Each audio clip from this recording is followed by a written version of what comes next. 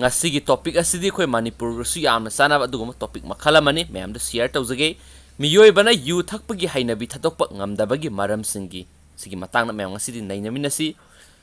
yu da laisuraba miyoi singda maru oiba enzyme ama watpa amasum haksang phana nungaitrabasu yu thaktrabadi leiba ngamde Sweden gi Linköping University the Center for Social and Effective Neuroscience CSAN gi makok oina leiba Marcus Holick na haiki PRDM2 koba enzyme amana maram oiraga miyoi bana yu thakpagi hainabi thadokpa ngamdabani hairibe enzyme asi mamangda cancer ga mari leinana pangthokiba study kya da kupna thijinkre adubu masina brain da maru oiba mathau ama pangthokhali haibidi khangba ngamkide yu thakpagi hainabi thadokpa ngamdaba miyoi singda brain gi frontal lobe ta asoiba lei haiba matam kaya gi mamangna khangba ngamkre adubu matau karamna asoiba lei halakbage haibadugi biological mechanism de handakta ahanba khangmane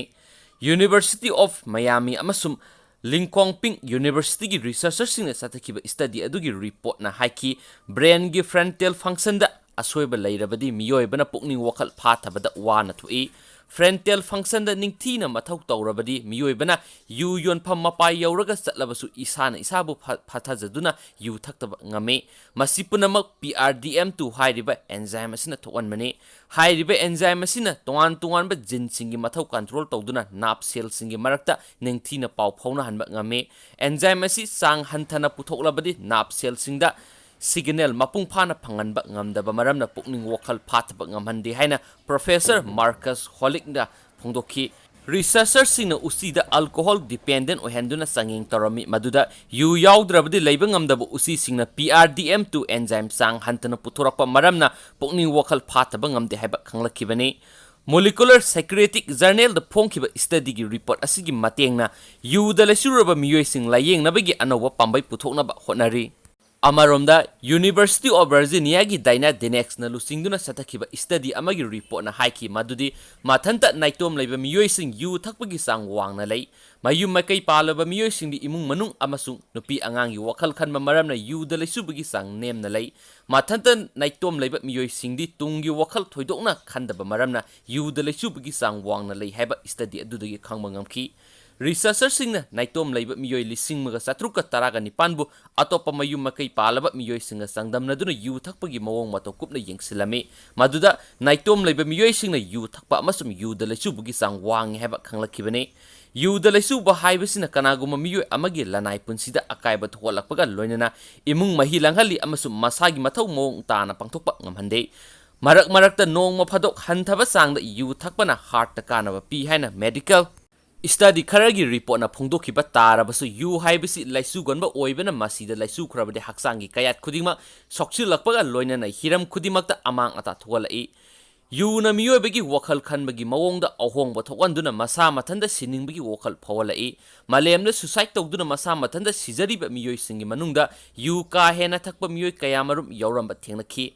maduga loinana yu da laisuba miyoi sing suicide tawbagi sang wang heba khanglakhi Matam sangna yu thalaklaba miyoi singde arepa wakal khanba ngamdabaga loinana ayamba matamda khoirang khosaunaba pui madugi sumathakta pancreas liver amadi esophagus ta cancer narakpa yai yu na saba tumhanba amadi metabolism da akaiba thokanba maramna afaba chinjak sarabasu haksang da chinjak tagi kanaraba nutrient sing lauksin mangamde folate riboflavin vitamin B6 amasum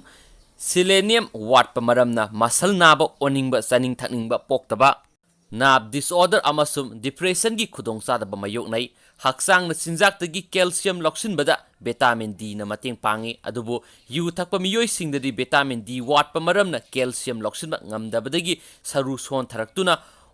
osteoporosis ohelakpa yai yu da calorie gi sang wang na yawa maramna yu thakpa miyoi sing haksang gi anoiba amadi arumbai hengat halaktuna blood sugar wangkhalakpa yai nupana matam sang na yu thaktuna laklabadi testosterone male sex hormone hanthalakpaga loinana estrogen female sex hormone hengalakpa maramna pinunggi haksang mapangal sontharai nupina yu thaklaga amuk hena khudong thiningai oi maramdi yu na igi isel na tinkhibagi matangda nupadagi nupina khongjal yangba heli khwaidigi sangna yu thaktuna laklaba miyoi singda PRDM2 koba enzyme amagi sang hantharakpa maramna pukning wakhalgi phibamda ahongba thugali hairiba wafam asini enzyme मखल असी सांग हंथरगलबदी मियोइबना वखल फाथब ngamde maram aduna phatre khanglabasu yu thakpagi hainabi thadukpa ngamhande hainasu